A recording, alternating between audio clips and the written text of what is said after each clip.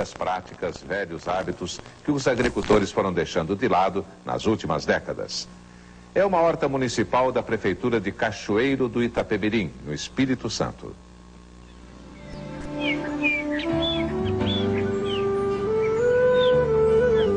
Pedra do Itabira, Rio Itapemirim.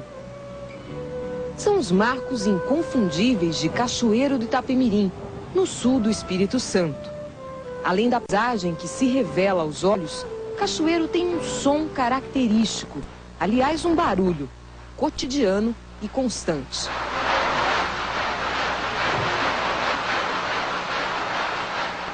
Essas máquinas, chamadas de teares, não param, dia e noite serrando mármore ou granito. Cachoeiro é o maior produtor de mármore do Brasil. O vai e vem das lâminas dos teares responde por boa parte da riqueza do município e da poluição da cidade também.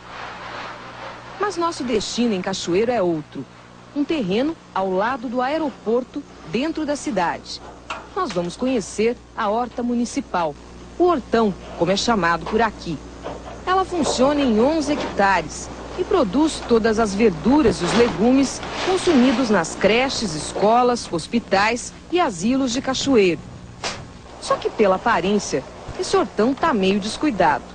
Quase não se enxerga os pés de couve no meio do mato. Mas será que é descuido mesmo? Dá para acreditar que no meio desse matagal tem uma plantação de cenoura? Não se preocupa não, porque quando me disseram, eu também não acreditei. Mas tem. Vem cá. E olha que não é uma cenourinha, não. É uma senhora cenoura, olha aí, ó. São duas belas cenouras, não? E não é só isso, tem mais.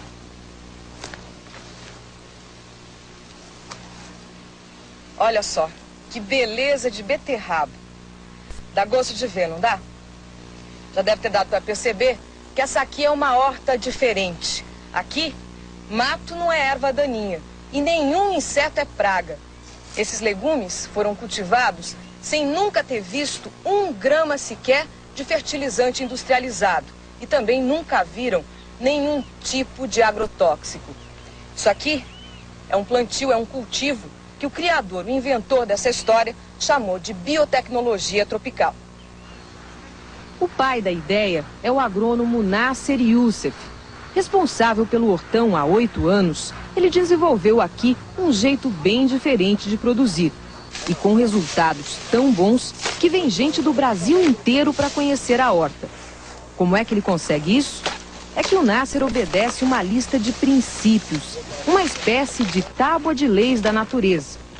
Algo assim como os 10 mandamentos do hortão. Parece brincadeira, mas não é. Primeiro mandamento: respeitar a natureza, a terra e todos os seres vivos. O mais surpreendente e que chama logo a atenção é o segundo mandamento: plantar no meio do mato.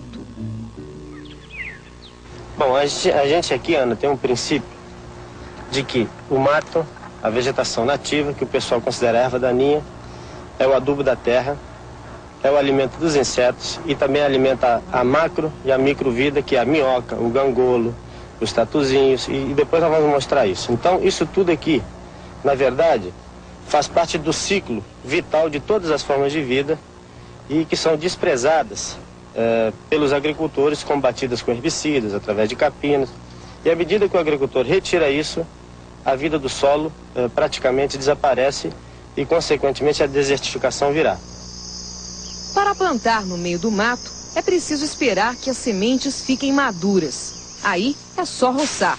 Toda essa massa verde vai servir como adubo orgânico. Mais tarde, as sementes vão germinar e o mato volta a crescer.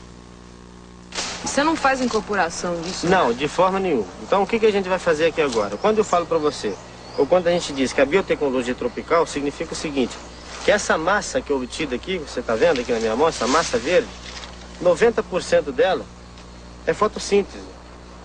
Então, é uma agricultura de solo que nós temos aqui no Brasil. Então, a agricultura de solo é muito pouca.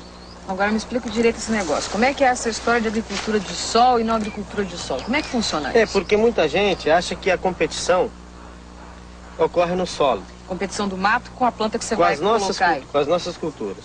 A única coisa que nós não podemos deixar acontecer nas nossas plantações é a competição de sol. Ou seja, que as nossas culturas sejam abafadas pelo mato. Isso Você não pode deixar ocorrer. o mato crescer o suficiente para abafar o que você plantou. Não, isso aí então a gente faz um pequeno manejo.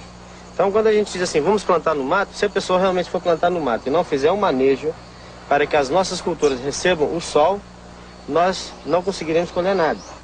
O Nasser acabou de falar do terceiro princípio fundamental: liberar sol e luz para as plantas. A gente vai ver mais pra frente que mesmo no meio do mato, as plantas cultivadas no hortão sempre têm luz e sol suficientes para crescer. Esse funcionário está preparando mudas de couve.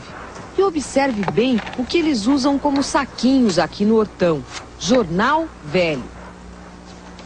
É isso mesmo, basta envolver um retalho de PVC com jornal velho, dobrar numa das pontas e encher de terra.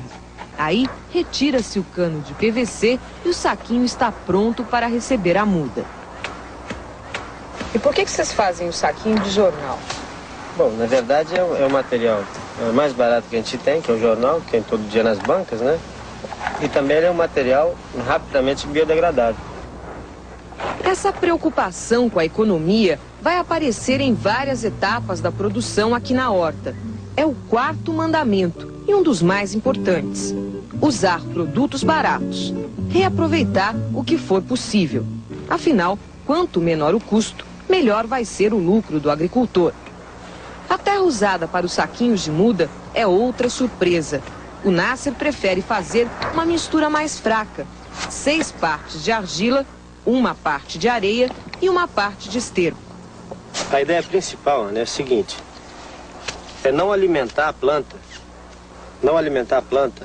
na fase da sementeira, não alimentar muito. Por que não alimentar muito? Porque à medida que você dá muita alimentação para ela no viveiro, ela se torna uma planta frágil quando você a leva para o campo. Antes de plantar essas mudinhas, também elas levam uma outra castigada, a gente chama isso de castigo. A gente deixa ela com deficiência de água. Por quanto tempo? Cerca de 4 a 5 dias. Antes de plantar? Antes de levar para o campo. É importante que essa muda sinta bastante sede aqui nessas sacolinhas. Para o Nasser, esse cuidado, embora estranho, é muito importante. Deixar as mudas com fome e sede antes do plantio. São 15 dias no viveiro, 5 de castigo.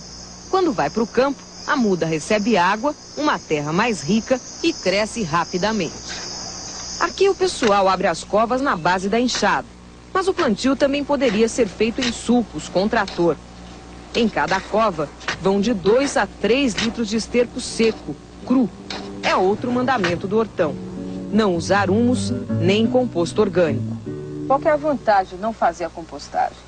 Bom, se você fizer a compostagem, vamos imaginar assim: se você levar um material totalmente decomposto e uma minhoca, ou um tatuzinho, ou seja, lá um fungo, uma bactéria que precisa daquela matéria orgânica num estágio natural, ela passa a não tê-lo. Então, à medida que você leva essa matéria orgânica in natura, essa vida do solo passa a ter um alimento in natura. Então, ela que vai processá-lo para nós. Não o homem vai processá-lo artificialmente. E você mantém a vida do solo. E a gente mantém cada vez mais a população viva do solo maior. Não vai causar nenhum dano para a planta porque ela vai estar protegida pelo copinho. A planta vai estar protegida num copinho com esse bloco de terra, onde ela não vai sofrer nenhum tipo de lesão para suas raízes.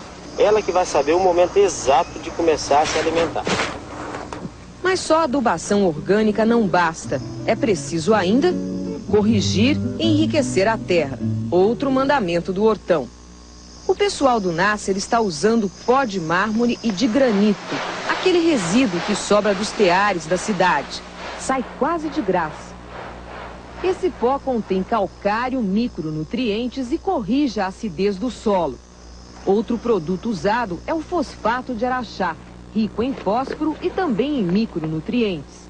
Esses pós de rocha ou rochas moídas agem de forma mais lenta, mas são muito mais duradouros e ricos que os corretivos ou adubos industrializados.